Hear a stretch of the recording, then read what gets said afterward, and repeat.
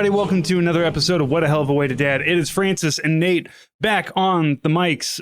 Nate, a lot of things have changed since you've been gone. Number one, it was below 60 degrees when I woke up today, which has been incredible. I don't know how to deal with it. It's so cold. Yeah, so after a year, finally, my daughter started full-time childcare, and it's at a they call creche. We'd probably call daycare, but it's part of the school system. It's just for like early childhood education, so it's not like a private daycare. So she got a spot, and she started basically phasing in last week, and now this is her first full-time week. So it's full-time 5 days a week. It's incredible. And I was walking her there, I want to say it was on Monday or yesterday morning, and it was humid, but I was like, man, it's basically fall now. Yeah. It's crazy. Like it had been raining, but it was like high 50s, low 60s. And it was just like, okay, the leaves are still on the trees, but some of them are already changing because it had been so hot and so dry anyway. And yeah, I was just like, whoa, because it has cooled off, but then it got hot again and then it cooled off again. But this recent one, like we had this really long stretch of heat and then it finally broke, like last Monday or last Tuesday. So it's been like a week. And yeah, I was still getting that. I was like, if it's a little more humid than you expect from the sort of like crisp fall morning, but it was like, wow, this is so nice. Right. I don't want it to be dark. Like I don't want it to be like the sun setting at 4:30 like it does here in December, but like, man, it's so nice. Does it do that in Switzerland too? Like I know you had that problem with England. It's not as bad as England, but yeah, the sun sets about 4:30, but that's more than half an hour more than we get in England. I mean, once in America about that time too. I think where I am specifically, like right before 5 o'clock is is when it gets the darkest. But I don't know, I'm hoping we stop this goddamn time change nonsense. But that's never... I mean, it was in New York. It was probably a little later, like 4:45 or 5 p.m. I don't think the sun sets before 5. But being in New York, you're mostly surrounded by tall buildings in the city where we lived. So like when the sun started to go down, like when you had the daylight saving, the fall back, it suddenly was like, man, I'm feeling fucking exhausted and it's 4 p.m. You know what I mean? Like, but obviously in England, that starts at 3 p.m. and the sun is down by before 4 p.m. It's like 3:52 or 3:53 p.m. I think is the earliest. It might be a little earlier than that, but it was hard. Yeah, your it's average not British as bad person here. Is already tired, so like already taking sunlight away from them. Well, yeah, and London is in the south of the country. It's like 50 odd miles from the southern coast. Like I mean, it's technically closer, but if you went straight south from London into like Surrey towards Brighton, Eastbourne, that area, I don't think it's more than like 50 miles. It might be a little more. It's not far. It's a small country. So you think about it, most of the UK is north of that. Yeah. Which means most of the UK, you've got even less daylight in winter. Here, I think the other thing too is that in winter, Geneva is known as having like the worst weather relative to the rest of the country because it's foggy and gray in winter pretty often, but nowhere near as often as London. Last winter, we got a lot when it was really cold. We got a lot of days when it was like no clouds in the sky, just clear the whole day. It's like you were lucky if you got 1 or 2 days like that in December or January in the UK. More often it would just be solid gray skies and misting the whole time. Ugh.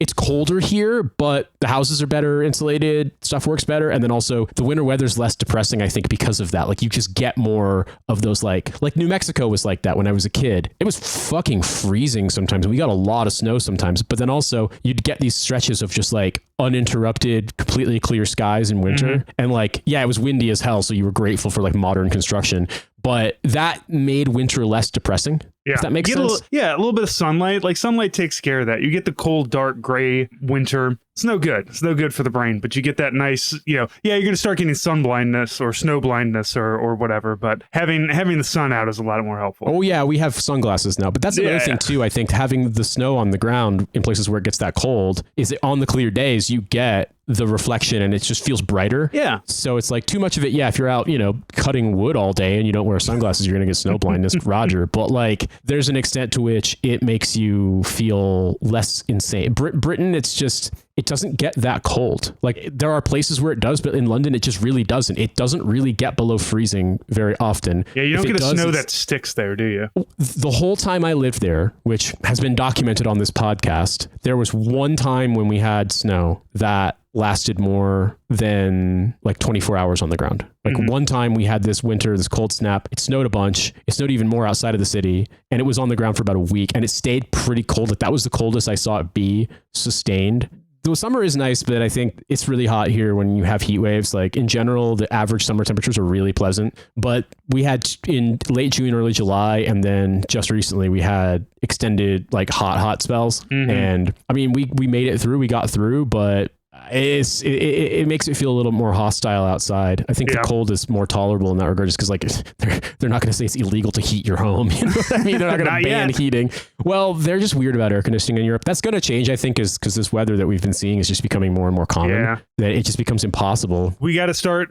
Look, America will start sending you guys window units. We'll send you some 220 window units at a good profit for the rest of us. Well, we have freestanding air conditioners. Those are pretty common. The problem is, I mean, the window unit thing is, I mean, you have the really efficient ones, but I think we talked about it on the show. Here, it's because of the noise and the excess heat. They're like, basically, you're not allowed to have them unless you have like a medical reason, and it's like a huge documented process. But you can have the window units, or not window, correction, the standing, what they call portable air conditioners, and they work fine. Sealing the window is a problem. But the funny thing is, and this is particularly impactful for us, is that when you do that, assuming you've put in the window seal thing, tent, whatever it is, it's awkward because the way the windows open here, it creates negative pressure in the apartment because it's pushing out hot air, but the air intake is from the unit itself in the room. Right. There are double hose units in Asia and in America, like double, those kinds of units I'm describing, but just like with intake and exhaust hose. But I, for the life of me, cannot find any of them here. Right. Yeah, I don't have one either. And I don't want to try to like import one on like AliExpress from China. It would be the same voltage, but like it's just more like it's heavy. There might be like legal things, with stuff with like the refrigerants and so on. So that negative pressure, bear in mind, the windows and door seals in this house, I think in general in Switzerland, are pretty high quality. Like the windows seal really well. The door to the cord, like the hallway of the main part of the building seals really well. The windows between rooms seals pretty well, even with like the under gap. However, the kitchen and the bathrooms have passive ventilation ducting in them to take out steam heat, right? Yeah. And the building itself has like a passive like venter, like a whirly thing up top, and it sucks out hot air that way. When the AC is running, it causes, if the doors are closed in the bathroom, which we only have one unit, so it wouldn't be enough to really cool the entire apartment. So we close the doors to the bathrooms, the spare room, the kitchen, etc. Try to like maximize the cooling space, right? It creates this negative pressure, which means it brings air in from the duct. Well, there's a fucking Burger King on the ground floor here. So you open up the bathroom and it's just like grease trap. It's not good. Walk in the bathroom, it's like, it's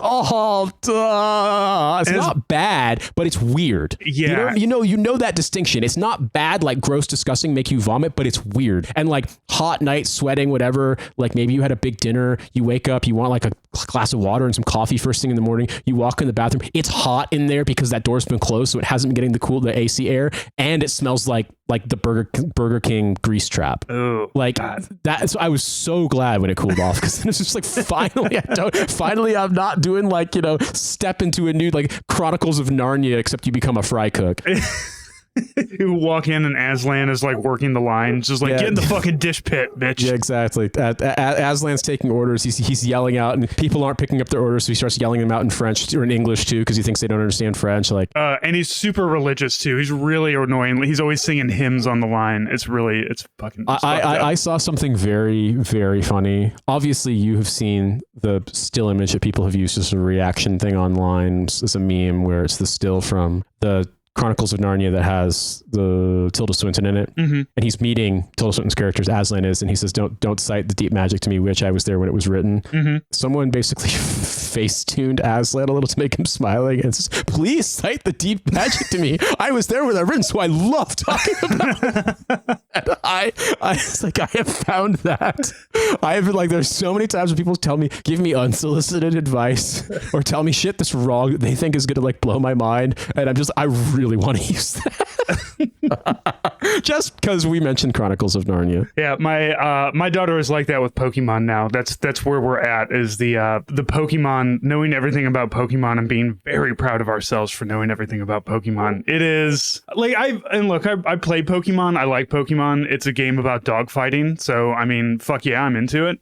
You can children do dog fighting, but it's cartoons instead of like actual dogs. I never got into it because it was a little too old. My friend had two younger brothers. Like one when we were in 7th grade, like in 6th grade, we were all into Tamagotchis because like that was a fad. Right. This is 1996. The next year was when Pokemon like kind of debuted in America. And so his little brothers would have been like 11 and 9, which is prime, especially the 9-year-old, like prime Pokemon ages. So he knew about it, and like it became, because the three of them were like inseparable, it became like a sort of like knowing Pokemon lore thing. But for me, I had an older brother. So when I was that age, about 12, 13, my brother got into like post-punk music, and specifically back in those days, no one wanted vinyl anymore. This is the late 90s. Right. And so no one wanted record players either. So our being like a bedroom community that was, you know, pretty high income suburb, the Goodwill store had some pretty nice stuff there for not much money. And so my brother got, for like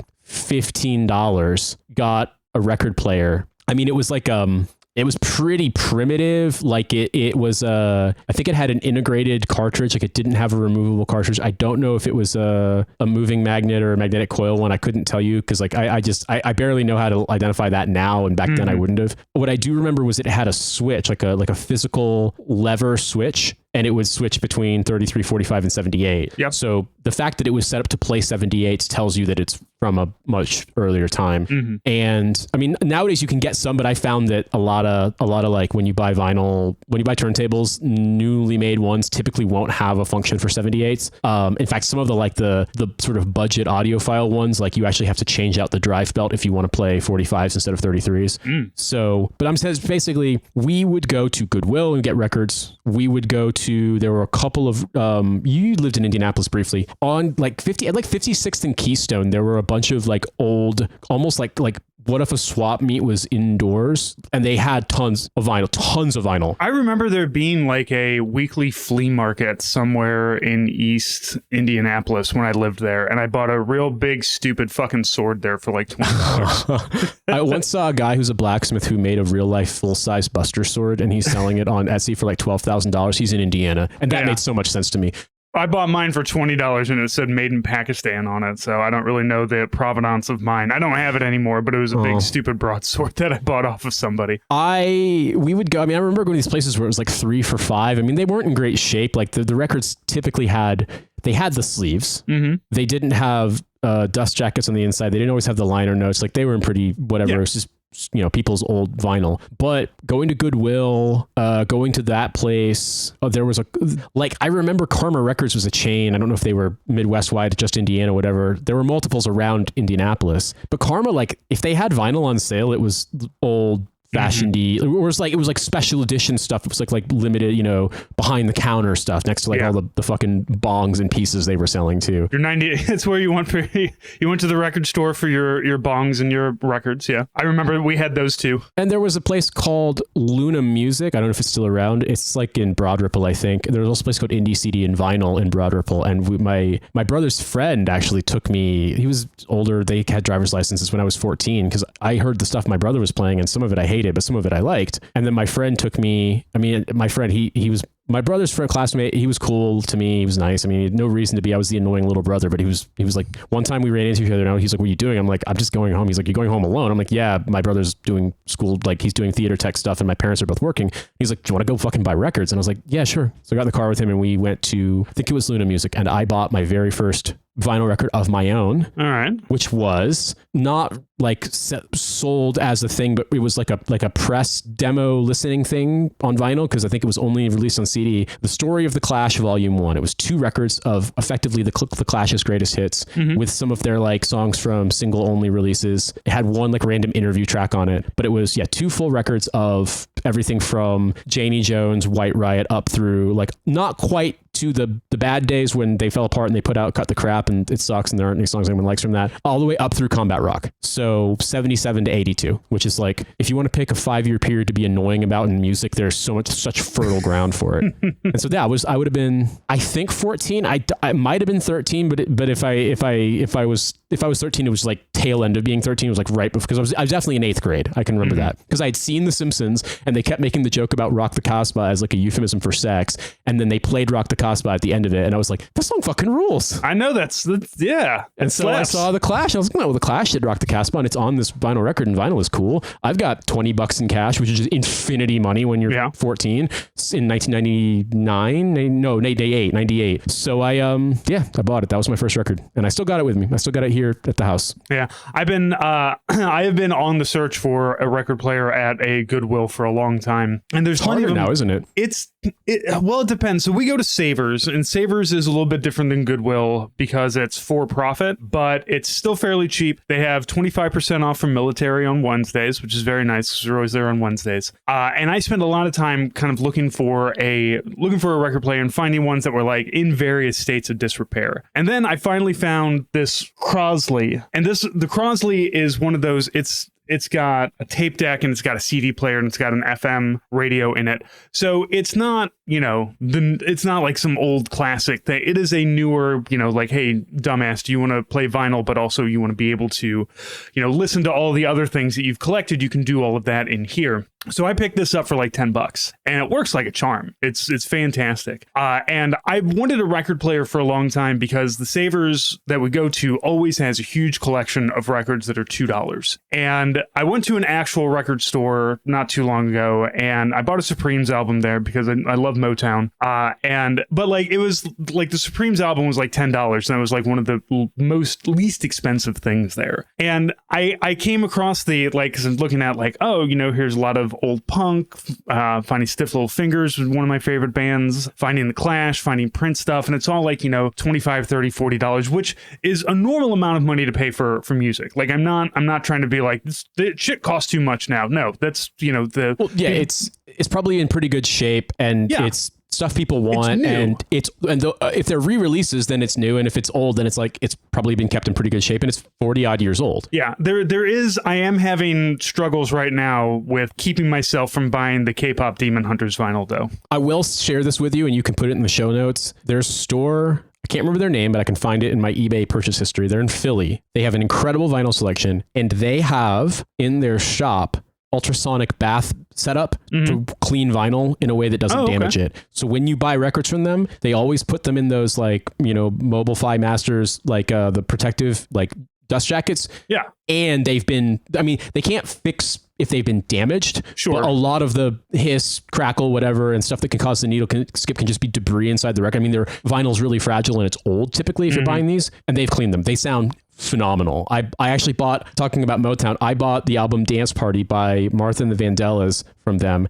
and it's signed. Ooh. Which it wasn't. By Martha? All of them. All of them. Martha and the Vandellas. All of them. Dude, God, that's so fucking good. The Berry Gordy sound stuff. Like, I swear to you, they had two microphones because they didn't record multi-track back then. No. So that's a live band hitting every note, being perfectly in time, and that's a live vocal performance at the same time. You had to be that's the whole story about Quincy Jones talking about the Beatles sucked at playing music. He's like, you had to actually be able to play. If you were a professional musician, you're a session musician, you're a performer, you had to be able to play. They couldn't, comp in, they couldn't spot erase. You had to do it all in one go, and it was expensive. Yeah. So it's incredible. That man, and the sound is so good. The way they use bass and piano and horns in those, and the songwriting is so good. I mean, the vocal harmonies are insanely complicated, but also just natural. Seriously, I'm always blown away by how good old Motown stuff is, and that's fucking 10 old guy hipster vinyl commandments kind of shit talking about how good Motown is. But we say it for a reason because it's good. I like Motown, but it just listening to it on Spotify just doesn't hit right. And I think what I've been missing a lot of is there's too much choice, right? So it's I want to create a playlist or whatever, and I'm going to put this, that, or the other thing on it. But I really I pick up a record and I put it on, and the music that you listen to is the music that you listen to.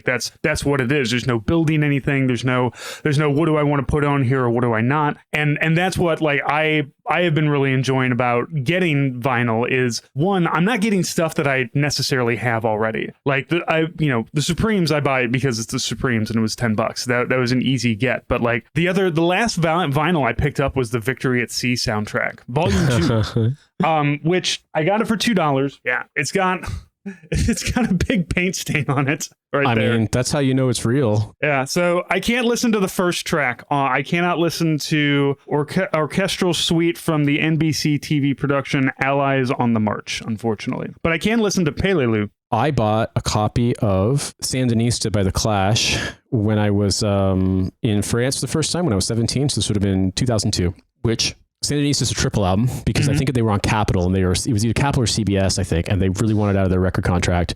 And they've been signed for like a. Is this the Sandinistas that Bernie Sanders was talking about? Yeah. It was the leftist insurgency that overthrew Anastasio Somoza in Nicaragua in 1979. Margaret Thatcher. Three album.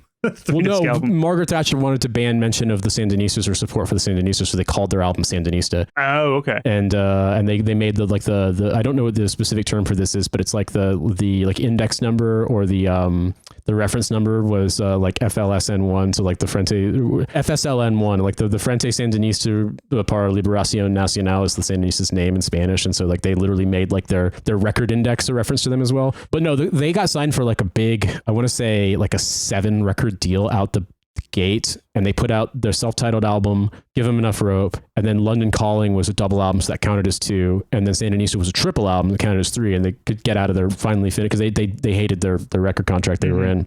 Sandinista is actually really good. It's got a lot of filler. Like, I want to say it was Topper Head, and the drummer once said, he's like, I always envisioned it as being like music for people who worked on oil platforms. And so like they couldn't go to record stores very often, so we had to give them everything. Some of it is just filler. Some of it's literally like sound collage shit, but some of it's really, really good. But anyway, I bought it used, and someone had cut out an article about The Clash from a French music magazine from the early 80s, like when this was a new record, and had like glue sticked it to the dust covers. So you've got this great big article about The Clash written by like a French music journalist in like 1980. Yeah, it's in French, but my French wasn't flawless back then, but if I can read it now, I understand all of it. So it's cool little, like I bought David Bowie's, I want to say Station to Station, and it had like a postcard in it for like sign up to like, get more information from David Bowie or something like that, like the fan club thing, like not like that. I know. It's like 20, I know the postcard was probably shoved in there like 30 years ago. Well, yeah, it was the thing that because the record they had kept everything from when they bought it, so it was like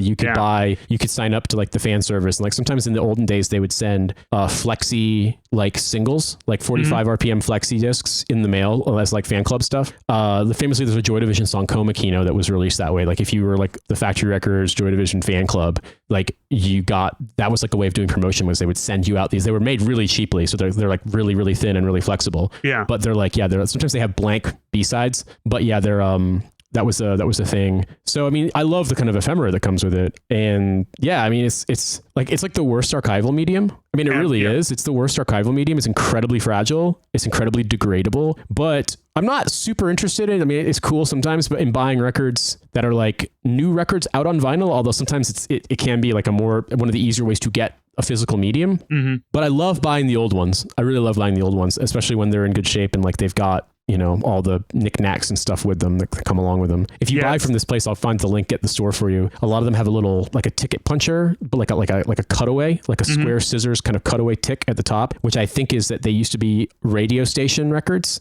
And so they tick those so when they resell them, like that they aren't flagged as new. Back in the days when like record stores like reported sales, they weren't flagged as like these are new, new record sales. So you'll get, it used to be, fuck dude, how much time have you got? I have a story about going into like the Library of Alexandria of like music nerd shit for vinyl one time. Where was that at? It was at the station for WUOG at the University of Georgia in Athens. My friend was the station director. He was the music director as a college junior, and he brought me into the studio one time when I was visiting. I was actually in airborne school, and I came down for the Memorial Day weekend, and we hung out, and he took me to Athens, and he took me to the studio, and they had like a library archive room for playing vinyl, but obviously almost everything they did was CD. Like they had a record player set up, but CDs were easier. And it was like a room with windows, but like a library warehouse style room with wall-to-wall vinyl racks. And every time you pulled out a record, they would have notes, like dated notes and like notes from the DJs, and literally like more notes tacked on with the dates of like arguments of like back and forth, like good, bad, whatever, like their opinions. I told my friend, he was like, so you basically were like reading the music Talmud. Yeah. I'm like, yeah, I was. Yes. I remember seeing a very, very vehement argument about Fugazi's repeater, and all of the notes had been made in 1990. And I was just like, this is so fucked fucking cool, man. I love this shit. Right, but it's like a Library of Alexandria, but like created by other music nerds. So it's just their own infighting about do they like Fugazi or not. But think about it too, because Athens was famous for having this really big local music scene in the 70s and 80s. I mean, the bands that came out of there that everyone knows are the B-52s and REM. But there were a bunch of bands. There was so much live music at the time. Like it was really like it put Athens on the map in a huge way. Like it's weird that this random college town in Georgia's had that reputation, but like, yeah, in the 80s, Athens was, and in the 90s too, Athens like had that reputation. And so it was kind of the place to be doing. Like, if you think about like college radio, left of the dial kind of stuff, that's like ground zero for it at the time when that was really relevant. Like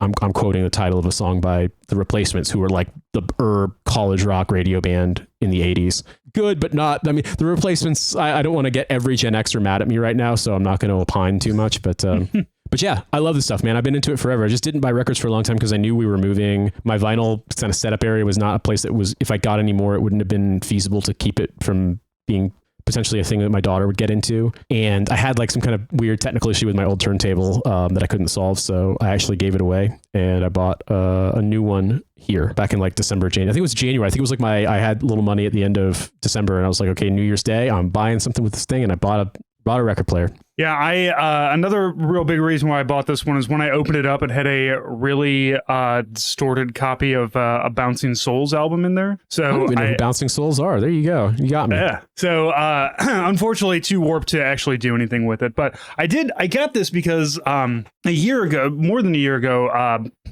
Brock Wilbur? I do. Brock? I know Brock. We did episodes with him. Yeah. Yeah. Brock lives out. I'm seeing Brock this weekend. He lives out in Kansas City. We're going out to KC for Irish dance. But Brock always, he's got a huge vinyl collection, and every so often for a while there, he would just sell parts of it off and donate the proceeds to charity. So he gave me, because he knew that one of my favorite video games was Katamari Damacy. So he gave me a double album of the original Katamari soundtrack. Oh wow!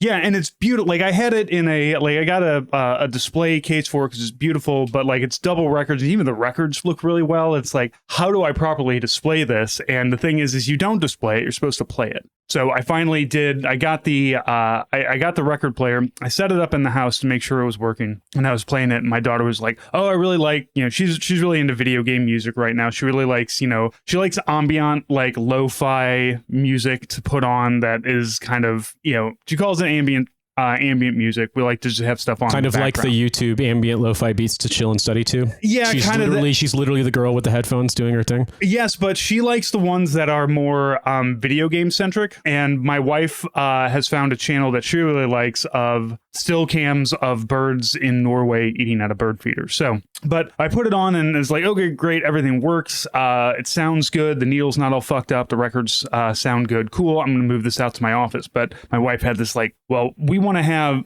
we can set up here. We can put the record player in here and we can set up this. We can put everything here. And I was like, look, I have been wanting a record player for one reason, and that was to listen to old big band stuff and old Motown stuff in my office when I want, because things are pissing me off, which I have done many times. I was listening to Victory at Sea yesterday while I was getting mad about stuff at work. So we can get another record player. If you want another record player, if you guys want to start building up your own record collection, that is fine. But like, I also know that like now that the record player has been out of sight of my wife and child for like 3 days, they've completely forgotten about it, and it's my own thing now. So it's just, and I told her, it's out there. If you want one, we can get one. We can get another. We found this one. I'm sure we can find another one, but don't take away my I need to angrily listen to a big band. I gotta see what else I got here, because my record collection is very small. I only have like 4 or 5 records so far. I probably have, I've got a bigger collection than you, but I think I've got, I don't think I have more than 100 records. I know that's probably, but like people who collect incredible amounts. I don't really go looking for tons and tons of stuff. Every now and then periodically I do. I get, my most recent order was off Discogs. That's what I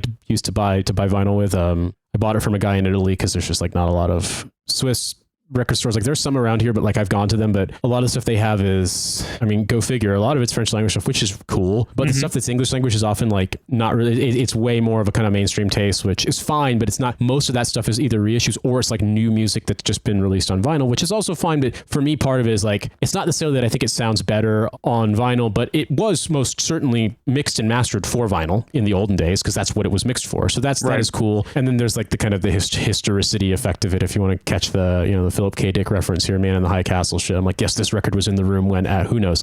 I was going to say my most recent purchase was one of these actually the guy couldn't find it, so I didn't actually get it. I had to get a refund, but I got the first Suicide album. I got Solange Knowles album for Cynthia because I said I'll buy her something nice and she likes it. I got the album When I Get Home on vinyl, which is a new thing, but it's cool. It's like super clear vinyl, like the clearest vinyl I've ever seen in my life. Okay. Like if you look for like the side engravings in like the inner rim, it's so clear. Like you have to make sure you're reading the numbers correctly because you might be reading the one from the other side. Like I've never seen vinyl that clear before. Yeah. I got Slint's Spiderland, which post-rock album, but it's good, and it's kind of album that you put on as just a record. It's nice to listen to it that way. I got Colossal Youth by Young Marble Giants, which is a band that very, very put out one album and it disappeared. Post-punk band from Wales in the late 70s, early 80s. Really good, like insanely minimal. A lot of stuff would just seem a little too precious for people, I think, but they have a couple of songs that are just like really stunningly good. And so I was like, you know what? This guy's selling it. I'll get it. I get the same shipping rate if I, between 1 and 5 records. So I'm just, shipping's going to be like 20 euros because it's annoying now. So why don't I just get what I want? And I also got an EP by a band called The Men called Campfire Songs. The Men are like a kind of American indie kind of guitar band in the vein of, they're good. They're kind of in like, I would say, I don't know, I think a starting point that people might look at, I don't really like this band, but it's a good starting point, is like the Black Keys. I would say they're kind of more like Black Lips. If you know that band, most people probably don't, but I'm a marginal Black Lips fan. There's a few songs for them, but I love a lot of them are fucking terrible and just like really intentionally annoying. But the Men aren't like that. They're probably closer to Black Keys. I've just never been a Black Keys fan. The one Black Keys song I like turns out is like a note for note ripoff of a T-Rex song. And then I was like, oh, that's why I like it, because that T-Rex song is good. And that was it. It's Everlasting Light, and the song is, oh my God, what is it? It's a song by T-Rex. Oh, I'll have to look it up. But I heard it one time and I immediately, Mambo Sun, that's it. I didn't look that up. I remembered it. Mambo Sun by T-Rex. If you listen to it and then you listen to Everlasting Light by the Black Keys, you're like, oh, this is the same song, except the T-Rex song is better. So that was my most recent one. I got, not that long ago, I got a couple of other records. I want to say I got a Scritti Politti single because I really liked the song and it was cool to get a 12-inch single. And I got a Handsome Furs album. That's my friend Dan's band, but like this record was from before I knew him. So it was probably my favorite album by that band. And that was nice having it, put it on the thing, let it play. Don't look at your phone. Doesn't matter. Phone don't do shit no more. Phone can't turn the volume down. Phone can't pause it if you get a knock at the door. Just let it do its thing. It's nice. So yeah, but I bought this record player. I actually pulled up the email because I couldn't remember the model number. I got a Technics SL1500C because there is this, it was actually a vendor in France. They were doing like a big markdown sale. I think I got it for like, I mean, it's not a small amount of money. I was going to pay like 750, 800 euros for it, but it normally would have been like 1,300 euros. It was like a massive markdown. And I was like, that's sure. Same thing with the amplifier I have. I have an integrated amplifier thing I bought a couple of years ago in the UK because it was something I wanted and then happened to be a store that was doing like a big seasonal markdown on it. So I bought it. It's a NAD, North American Design C700, a little tiny thing, but it can power my speakers and it can do streaming. It's got a network port, so you can literally like not have to depend on shitty Wi-Fi, which is cool. It's got storage if you want to put files on it. It does album art when it pops up. If you play vinyl, you can actually turn the volume up and down from your phone, from the app. You have to open it up, obviously. But, it lets me, if I just queue up the thing and turn it on or press the switch on the amp, set it to like analog input. And also the reason I got that Technics is I don't have a separate preamp. I haven't gone that hardcore. I suppose people would probably expect me to, given what I do for a living, but like it's more money and expense and electricity and stuff. Mm-hmm. Yeah, too many things. This Technics actually has a built-in preamp, but it's also got a selector switch. You can turn it off if you want to run it to your own preamp. So if I go more insane down the line and buy a stupid preamp for my vinyl, then I can use the same record player. I mean, the heads will tell me that that's actually not a good turntable, and I should have gotten the high end Technics one that costs 5,000 euros, and then also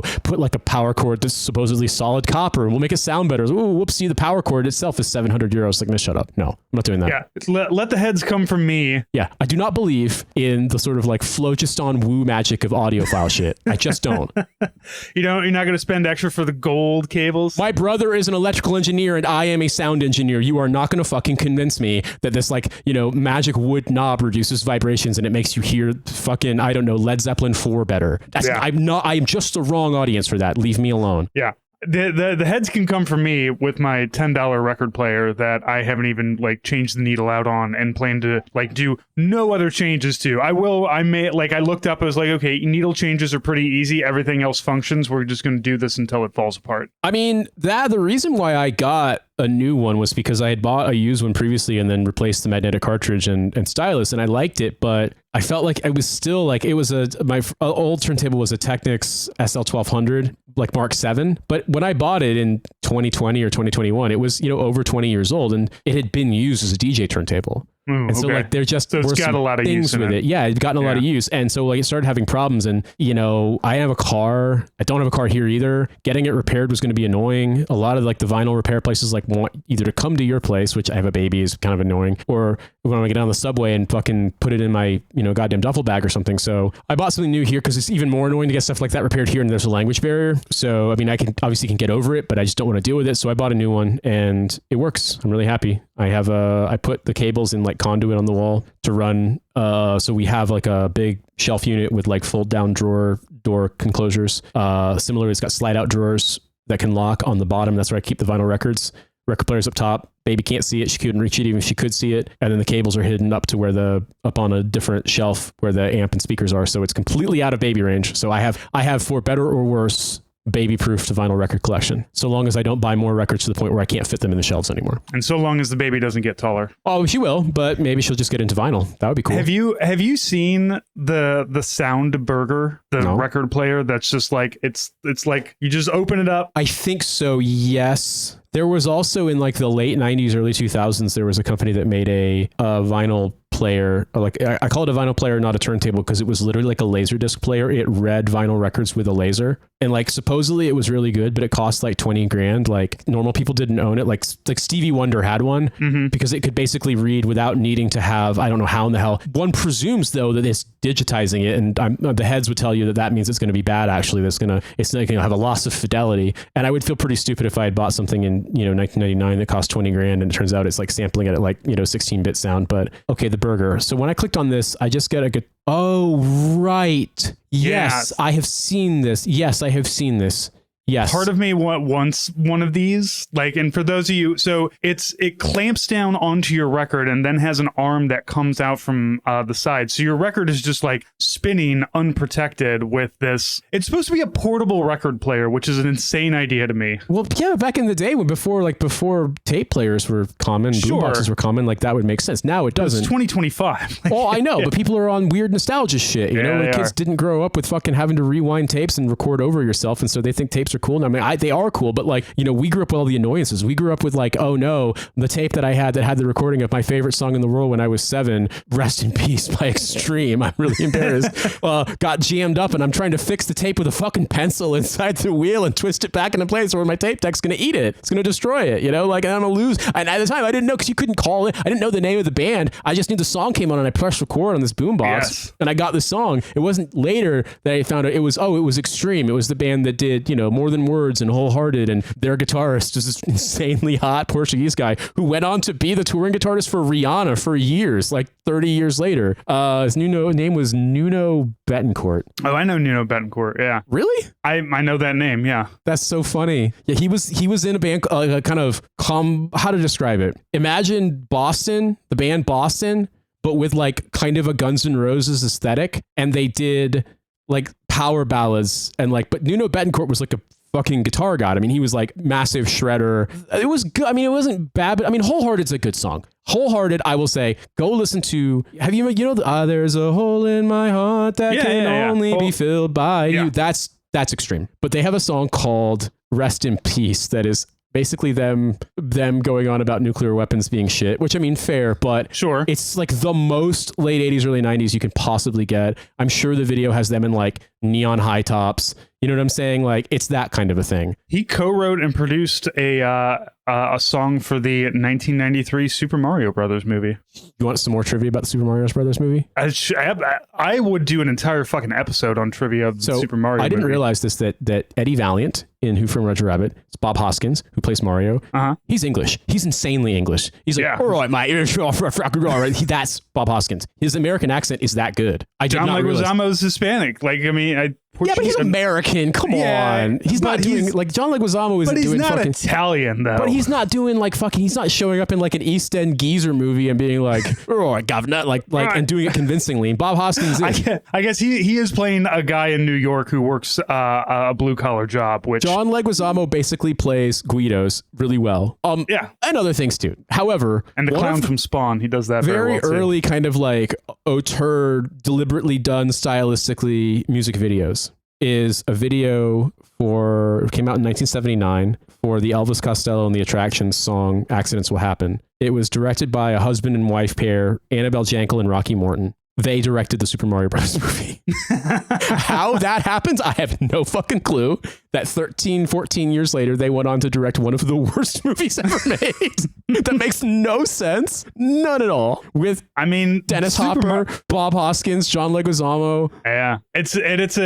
I've been trying to get my daughter to watch it, and she is just like, absolutely not. I don't understand anything that's happening inside of here. And I'm like, that's the point. Unfortunately, my child is not, she hasn't been as poisoned by like what adults think kids want to watch, like in the 90s, and then they like produce Teenage Mutant Ninja Turtles. But also, Teenage Mutant Ninja Turtles, they figured they were like that nobody's going to watch this. No, absolutely nobody wants to see it, and everybody went to see it. But then you have Mario Brothers movie, which like is a fever dream at best. Of like, I had the flu really bad, and I watched my son play Mario Brothers, and here's a movie I created while in that induced haze. Yeah, I tried to watch it on video when I had come out new on video in 1994, and I was just like, this sucks. This is boring. I don't like it. It's so bad. Yeah. Apparently, according to Bob Hoskins, the directors just were like a couple that were fighting and going to break up and just fought the entire time. He's like, it was the worst movie I've ever been a part of. Which is, you imagine Bob Hoskins was in some wild ass British movies about like,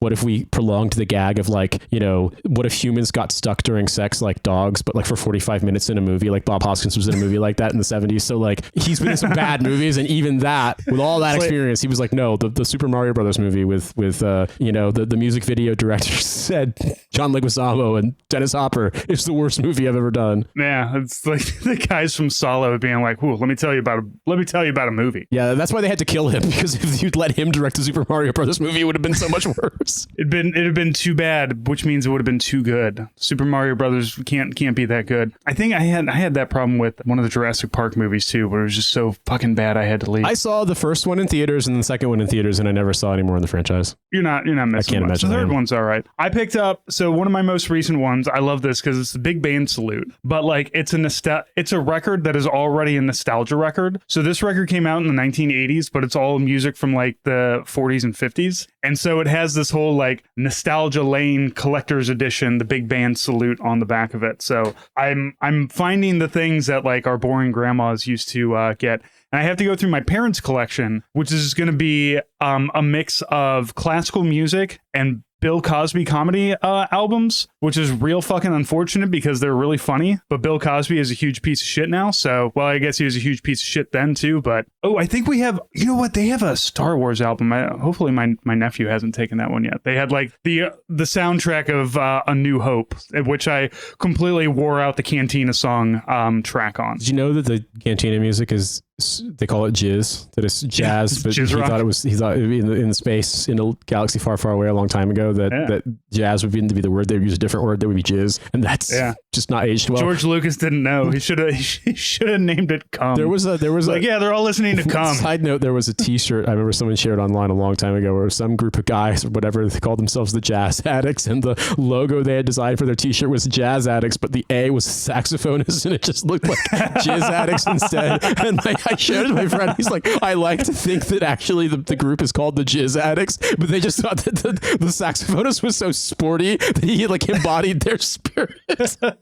The sexy saxophone player from Lost Boys is out there jamming out the as a jizz whaler. The jizz sexy addicts. saxophone, weird fake lip sync brass players, saxophonist, whatever, from the Don Henley video for All She Wants to Do Is Dance, which is like a great song and the most cocaine song I've ever seen in my life. Oh my God. Because they have to pretend that it's musicians playing it when it's like the song is Danny Korchmar wrote that on a fucking Yamaha DX7 synthesizer. Like it's not a bass, it's not a guitar. Right, it's not made with these instruments. But I'm trying to think favorite record. I'm laughing too because I'm like, man, were you into big band and swing and stuff like in the late 90s? Like when the revival hit, was that just like heaven for you? Yeah.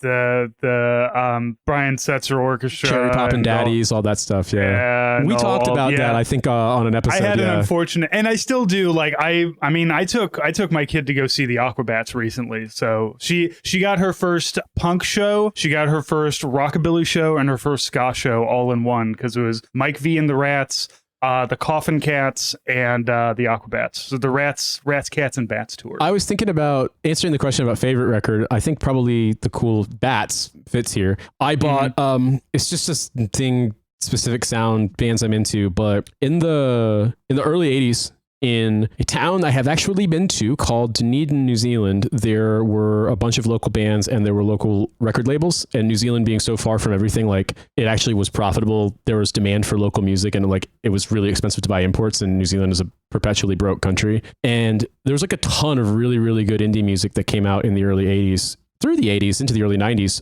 specifically off this label Flying Nun, but there are a couple of other ones. And I remember just hearing about, because there are bands I like that have been, very open about how much they were inspired or influenced by Dunedin sound bands. I didn't really know much about it. I mean, I think the one that everyone knows, which I'm not super into, but I did like it for a time, is Neutral Milk Hotel. But there are a bunch of other bands, American bands, British bands, who have cited this. And then one time when I used to work a corporate job and I had my headphones all day, doing bullshit media design work, I found a Guardian article that was like, retrospective on Dunedin sound, and it had a bunch of embedded YouTube links to songs, and I just went through it, and by the end of it I was like, what the fuck, man, every one of these songs is good, every single song is good, this is incredible. And one that I actually really was into, I really liked, was a band called The Bats. They specifically have their first album is called Daddy's Highway, and it's great. It's, if you like that style of kind of like jangle pop, but like kind of post-punk also, it's fucking brilliant. You can get it on all streaming things. I managed to cop an original Flying Nun pressing of that record. It was actually pressed with the labels incorrect, like side A and side B are reversed, but the actual order is I think is correct on the back sleeve. I'm not gonna say it necessarily sounds better than if you hear like a remaster or stuff, whatever your sound system, it kind of dictates that. But to me, it's just really cool because like of all the bands, I mean, like the Clean are great, the Verlaines are great, Look Blue Go Purple are great. Like there's so many bands from there that were amazing. But that band, that album in particular, I just remember hearing like kind of getting into it and listening to it every now and then, like, randomly like a song would come up on Spotify when I had it like on shuffle, and like just deep cuts, like not singles, and I was like, wait, what the fuck, man, this is incredible, like this is so good, and nobody I know has ever talked to me about liking this music in America. Like we kind of, Belle and Sebastian had kind of like an indie moment in America in the early 2000s, and like that was, they were definitely like kind of, you certainly inspired by the same sound. I would say early REM's got a lot in common with it, like a lot of this give and take from these scenes and things like that. But yeah, that's probably the one I like the most. I say that's probably the one that like the coolest record to have. I also have a copy of Loaded by the Velvet Underground, but the Dutch printing, because they fucked up the printing on it. And so instead of the purple smoke coming out of the subway on the cartoon art that was drawn by a Polish artist who had just emigrated to America and had no idea who the Velvet Underground were. And so when they asked him to do like the label said, design us a record cover, he's like, oh, the Underground. Okay. Like you mean like the Metro, like the subway, and just drew a subway station, but it's green instead. And my friend and I used to joke that that record was a hit in the Netherlands because they thought it was weed smoke. And then I finally actually I copped the 1970 original print Dutch version of that album that's got the green smoke. So I do in fact own it. So did you break up some weed on top of it? I haven't smoked weed in like 5 years, man. I don't. It's not good for me, man. It fucks up my circadian rhythm. It fucks up my short-term memory. It's not my thing. Before we go, I have to ask you, Yeah. What was your first concert? My first concert, my first real concert was Wilco opening for REM at the age of 14. That's incredible. That's an incredible, really, really good one to pick. Wow. Yeah. Like I had been to a couple. Like there was a local band at my high school, Low Cash, that was like a heavy metal band that played like some of the really tiny. So I've been to like some of our smaller venues, but like my first real concert was REM. I wanted to go see REM. I had never heard of Wilco at the time. I don't really remember much from it because it was 26 years ago. I tell you, the concert I do remember is Perfect Circle opening for 9 Inch Nails. That was a banger cool. of a concert. I saw my first concert was, I've talked about this before, was Bush, Buckcherry, and the Bloodhound Gang when I was 15. The Pepsi Coliseum in December 1999 in Indianapolis. I got it was like a fucking fumigation tent of weed and cigarette smoke. I crowd surfed. What was Buckcherry's big song? Lit Up. That's right. They were great live. They were fucking great. Like I went out and got their record after because like they were really good live. Like it's kind of forgettable, but like they were actually also Bush was great. Like that the album that had was The Chemicals Between Us was good, but like man, Bush's 16 Stone. No, that was their first album. That was Machine Head. No, Machine Head was a single off the first record. There was I can't remember the third. It was like Gavin Rossdale's I Broke Up with Gwen Stefani record. I can't remember what it was called. Yeah. I stopped listening at that point. But that they were good live. Bloodhound Gang were ridiculous, but they were fun live. And I was 15, so it was right up my alley. Yeah, I would love to see Bloodhound Gang live. Like I just sounds like it's a fun concert. Did I tell you? Did I talk about it on this show? What happened at that concert? I don't think so. Have we done this before? Is this dad moment? You don't remember it? Go for it. I don't remember you telling me about seeing the Bloodhound Gang. Off the bat, they offered anyone in the crowd $100 if they were willing to sit on stage and drink a whole 24 pack of Dr. Pepper. And a dude did. He just sat through the whole concert just drinking Dr. Pepper. Just kind of like slower and slower as time went on because it's hard. Yeah. They for the song 3.14 that's all about the female anatomy. Mm-hmm. They're like, any girls want to come on stage and take their shirts off, and they got like 30 girls topless on stage, which a bit broy, but it was what they want to do.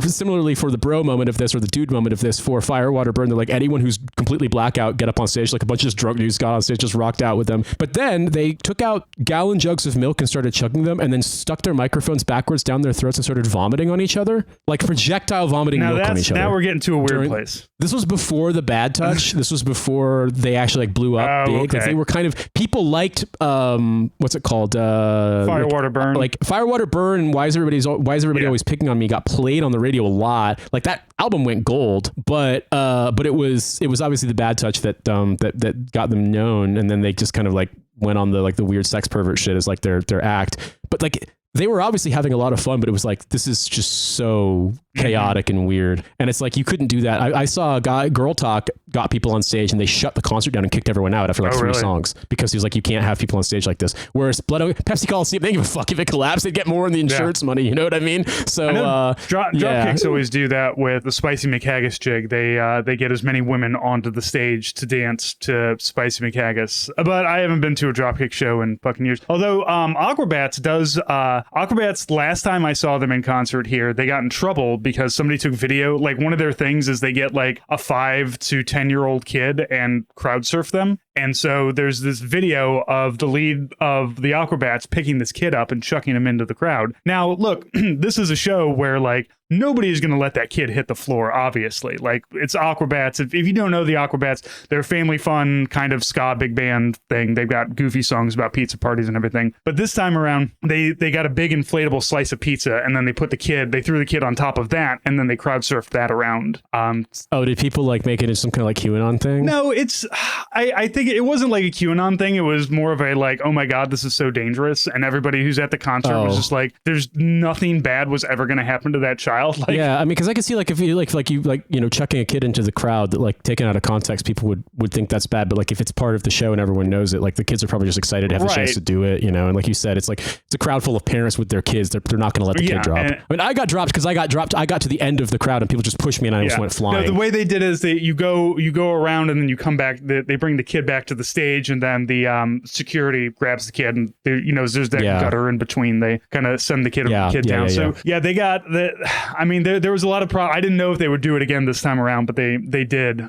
They just kind of changed it up a little bit because I think they did it during their Pizza Day song, which is about eating, how great it is that Pizza Day is on Friday at school. So that's the kind of music you're getting into. So trust me, when they throw a 7-year-old into the crowd, nobody is letting that kid hit the ground. Everybody is just like, yes, we're all part of this. When my daughter was really sick and we took her to the ER and she was really like restless and they were trying to like figure out if she needed to be hospitalized. And then they were like, if you've got like music you want to play to calm her down, if there's songs that she likes. And I was like, yeah, there are. And it's like, what are we going to play? I was like, well, I mean, either Daft Punk or David Bowie. And then she was like, she's laughed. She's like, that's a bit of a departure from Baby Shark, isn't it? And I'm like, but it is what she's into. Like, she really likes it. She loves Space Oddity and she loves It's No Game Part 2, which at some point I can't sing that to her anymore because the lyrics are kind of grim and have some swear words in them, but she loves it. And she loves the first Daft Punk album. She really does. Homework? She always has. Yes. Good. Brother, Good. I can send you a video of my daughter fussing and complaining as like a 2-week-old. And then I put on Defunk and start rocking her and she immediately calms down. And Cynthia told me one time they were watching The Crown when my daughter was like still in a bassinet and there's a scene where Defunk starts playing and she looked up and was really paying attention to it. But then the music cuts because the scene changed and she like started complaining because she wanted to hear the whole song. I used to joke about like, I'm going to be the world's worst parent. And instead of playing Mozart, I'm going to play the first Daft Punk record for my kid. And then my kid came out the womb liking it. Like, I'm not even trying to like stick with the joke anymore. And she loves it. She really likes that. She likes, I guess, Homework, Discovery, the first 2 albums. She's really into it. We're gonna have to do another episode with you, me, and Jack, so we can talk more kid music. Not to take Homework away from your child, because Homework is my favorite Daft Punk album too. So like, yeah, that's great. But there's a lot of really good stuff out there that's being made that isn't French. French, is it hit French techno? Like, what is like, I would what you would call it is specifically that is they call it French house from the 1990s. I mean, French house, and also to some extent French touch, which is just sort of like pop music, dance music, but like, the guys from Daft Punk, the guys from Cassius, like that style of stuff. Like I could name a bunch of bands that do it, but like that was house music. I mean, their big thing was they couldn't get a label that was interested in them, and they played a rave at Euro Disney in 1993, and a label person was there and saw how nuts the crowd was going for their stuff and was like, we need to have these guys put out a fucking single. And they put out Defunk and it sold like 50,000 copies, which like as an indie single is insane. And so that's why I could talk forever about this because it's so nuts. They really did not have a lot of equipment. Everything they did on that was with like some very, very basic stuff. It's genuinely amazing. They, I know we're going to have to end here, but there's a guy who does these things on Patreon and also for free of like deconstructing old songs. And like that song was made with a Juno 106. It's a Roland analog synthesizer that has like digital patch storage, an Akai MPC sampler, and a 909 was a Roland drum machine. And then they put some of the samples through like a Big Muff or another kind of like guitar distortion fuzz pedal and then resampled it. He actually took a look at it and realized that the noise, that's the famous noise in Defunk, is they played one perfect fifth and sampled it and then pitched it up and down. They didn't even play multiple notes on the piano. It was just this thing. Moving the slider up and down. And then there's a TB303, the like weird acid house bass. And then they also have a sample from a CD you could buy in France for like, I don't know, fucking 20 francs in 1992 that was like best drum samples or something like that. And they've got this one drum break they cut from that. And that's it. Genuinely. It's incredible. So yeah, I love, man, I could talk about this shit all day. It's incredible. They love, a lot of the French touch people always like to be like, oh, we don't use samples. We don't use all this equipment, whatever. It's like, it's always kind of like a state secret. But in their case, it's so simple that it's actually kind of obvious. And it works. I mean, it's incredible. Daft Punk, one of the best house bands out there. I actually have a TB303 re-release, and I actually at one point as a fun project programmed that part into it to play it. The that thing. I mean, it's not an easy interface, but once you figure it out, it makes sense. So so anyway, we talked music, we've talked vinyl. I will find that link for you for the shop in Philly because they still they hit me up on like eBay customer marketing stuff, and I'm like, guys, I'd love to, but it would cost infinity dollars to buy records from America right now. Yeah, it's not coming out. Well, look, Walmart sells records now, so I don't know if you got a Walmart out there. I'm noticing. No, we don't have Walmart. You don't have Walmart. How do you survive? No. Where do you get your things? Fucking Cope City and Migros and the other shops that sell Casa, Aldi, Jisk. Oh yeah, you guys do have IKEA. Aldi over there, don't you? I mean, all these, but I mean, we got tons of grocery stores. We got all the kind of stuff stores. Galaxis is like Swiss Amazon. Like we got all that. They have Costco in Britain. I don't know if they have Costco in France. They don't have Sam's Club or Walmart in Britain that I'm aware of. For now, we definitely don't have Walmart. I'm here, interested. So, have you been to the Costco in Britain? Do they have? Do they still? What are the food court offerings? Do they have like the big hot dog with? They have the hot dogs. I didn't know. Like, I mean, it's priced in pounds sterling, but yeah. I know that like Costco's in California have like sometimes different food. They have different fruits, but they sell sausages. I can't remember if it's like, I didn't buy one, so I couldn't tell you if it's like American style hot dogs. But I mean, obviously like grilled hot dog sausages, whatever, is like a thing in Britain too. So it's not like, I mean, it's a thing here. Everybody loves a tube of meat. It's a thing everywhere. People need some meat tubes to put in bread somehow and eat. You know what I mean? Make a sandwich. Nate, this has been great. I love talking records with you. You know what? I'm going to be buying a new $2 record like every time I go to Savers. So like I can give you a rundown. You might be buying more expensive records, but we can talk about our most recent vinyl purchases. I think I might pick up one of the Sweatin' to the Oldies records next time. I thought about buying a rare record that I had wanted to get, Underwater Moonlight by the Soft Boys on the original release, but like it would have been like €300, and it's like I like that album a lot. Like every song on that album is good, but also that's too much fucking money, like, man. I have like, access to all the music. What I'm here for is I want like an experience with the record and the thing that I'm buying. So like there is a certain, like even looking at these Daft Punk, like I can buy a repressing of Homework, which I would be perfectly fine with. Like I don't need an old version of it, but you know, like still like $45. That was like, all right, I bought this album so many times already. It's hard for me to find records here that are like ones I want that are used in good shape for like less than €15 a record, but like 300 is a lot more than 15. Yeah. Like if I was going to spend 300 francs or €300 on something, like it could be like tools that I need for like work stuff and projects and things. And yeah, it would be ridiculous. I have never spent that much money on a single record. Even the Bats record that I got, I think I spent like £100 on it, which is a lot of money. Don't get me wrong, but like it was like my Christmas gift to myself. But yeah, if I'm going to spend money like that, I'd rather spend it on like travel once my daughter's old enough to like remember stuff. Well, at a certain point, you're going to be moving around a lot. You're going to want to save that money. Also, vinyl is fucking heavy. It's dense. When you move, it becomes the heaviest boxes you move. You're like, oh, it's all my records. Like, no, it's one of 5 boxes of this shit that's going to give you sciatica. Like, my wife has a friend that is a big music head, and they had to reinforce their floor because of his vinyl collection. That is so yeah, it's fucked up. But hey, you know, do you want to intersecting lore here? The Bloodhound Gang has a story that they used to play house parties in King of Prussia, Pennsylvania, where they're from, and they did Depeche Mode covers, and one time they had so many people at a house party that the floor collapsed.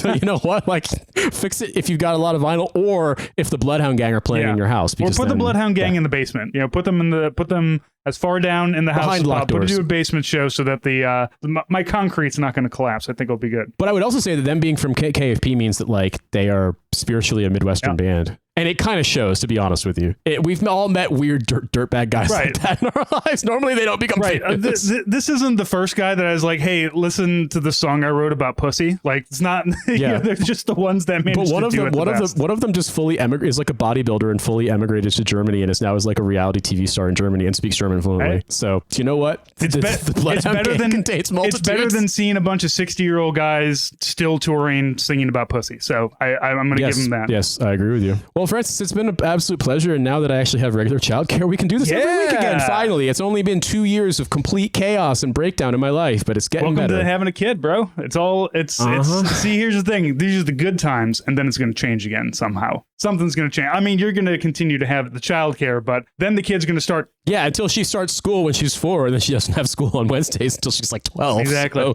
that'll be we'll figure it out. We got it. As long as somebody is as long as the state in some way is keeping an eye on the kid, I think we'll be good. All right, everybody. Well, it's a pleasure. Yeah, thank you, everybody. As always, we have more stuff on the Patreon. I'm doing a lot of videos over there. I'll be doing my own little record reviews, but Nate and I are going to talk records, talk music a little bit more since I've picked up this new habit of paying $2 for the shittiest records imaginable and listening to them while I'm angry at work. Certainly, this is going to be good for my mental health. Cynthia and I have this plan that we had talked about a long time ago, and then a lot of crazy stuff happened in our lives, so we hadn't had time for it. But we talked about doing a little mini series bonus episodes called Manhunter, where we watch the films of Michael Mann and talk about them, because she actually knows a lot about film and she's got an eye for it and catches references in general. And we've already watched Collateral and Miami Vice, and then basically the first of the mini crisis started literally the day after we had watched Collateral with plans of recording it. So we're going to do it, and it'll be on the Patreon as well. So you get to hear Cynthia again. Oh, that's right. He did my Last Mohicans. I haven't seen that movie since I was a kid. I need to rewatch that. He also did Heat, but Heat's the one we're going to end on, because Heat's the one everyone's expecting. And obviously for me, the action is the juice, but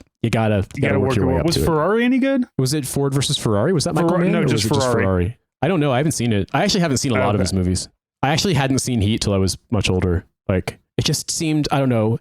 We got to end this episode, but when it came out, I was just like, I was like, I saw the previews for it, and I also saw the previews for Cutthroat Island, because I was like not even 11, and I was like, I want to see Cutthroat Island. I don't care about the shooting guns. Robert De Niro, Val Kilmer apparently has sex scene, whatever. So yeah, and then I just forgot it. And then 20 years later, like every guy I know is like, this is the male bonding movie par excellence. This is a movie when we're really good friends, we all sit down together and watch Michael Mann's Heat. No, you and Nate, we're gonna sit down and watch Cutthroat Island. Fuck that. We're gonna fucking. Matthew Modine, man. Matthew Modine rides again. Sergeant Joker, he's out there again. All right, everybody. Thank you for listening. All those links will be down there. Check out the Patreon. Check out the store. Nate, thank you. And everybody, we will talk to you next week. Talk to you next week. Have a good one.